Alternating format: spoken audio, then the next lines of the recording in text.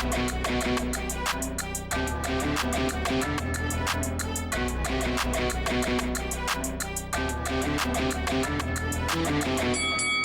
guys, welcome to Boxing Squared for boxing news and views from around the internet. Absolutely embarrassing performance from Mikhail Wallish. Quits after one round against Arslanbek Makhmudov for Makhmudov to remain unbeaten.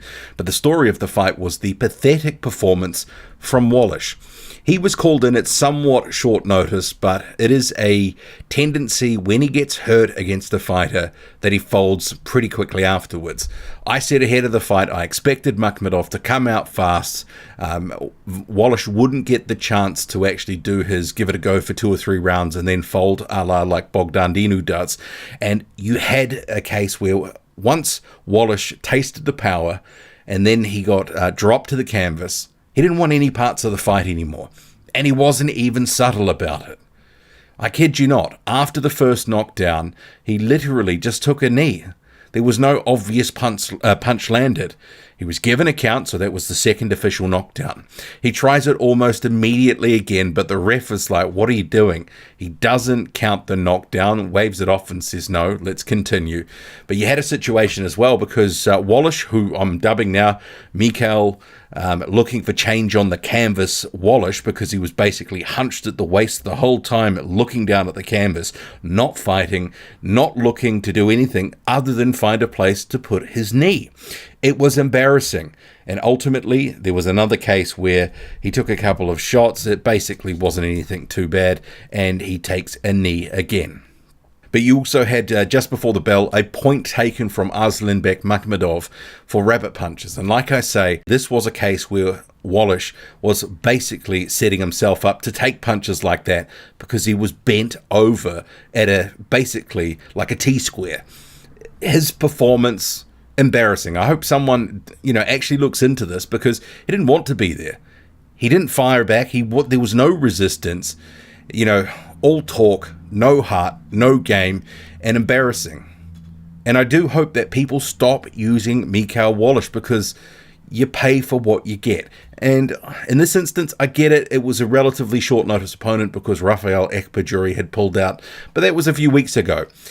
Wallish has form for this, that he gets hurt and basically quits. And, most of his losses have been stoppages under 3 or 4 rounds. So it was always going to be a case, as soon as he tasted the power, it was all going downhill.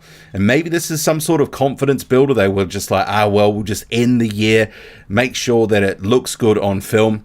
But the thing is, it didn't necessarily, look like that because it wasn't a proper stoppage. Wallish quits on his stool, doesn't come out to answer the bell for round 2.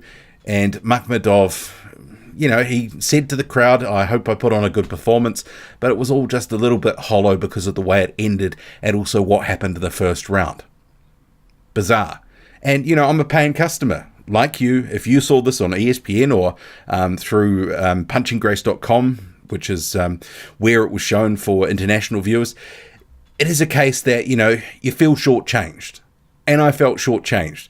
It's not cheap. I got it through the subscriptions. It was 38 New Zealand dollars for that. Dross. Absolute dog fecal matter. People have got to stop wheeling Wallish up because it's embarrassing. Embarrassing. They should be embarrassed for actually having had him, and I hope the commission, local commission, looks into it. Maybe withholds part of his purse. I mean, is there something in there in his contract that actually stipulates that he actually has to fight back? Because we didn't see any of that.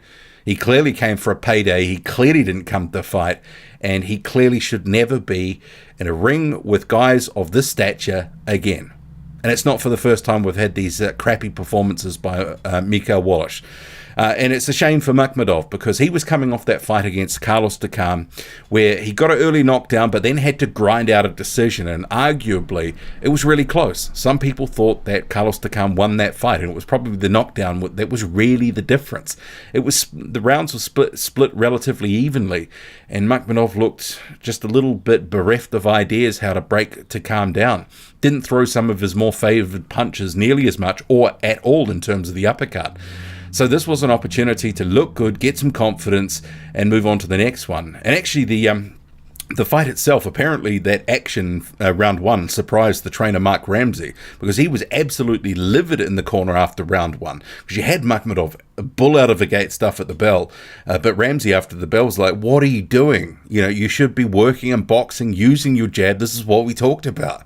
But Makhmudov had other ideas, probably because he knew that Mikhail Wallish was just an absolute waste man who he was going to get out of there. And ultimately he did. So, as you can tell, I'm disappointed. Don't want to see Wallish again. You know, he can go look for change on a canvas against low-level journeymen earning next to nothing for all I care, because that was absolutely horrid, and people should stop hiring this guy basically to lay down, because that's what he did. The only thing he was missing was a pillow. Drop a comment, loud and often, hit like, hit subscribe, follow me on Twitter. Boxing_squared. I'm out.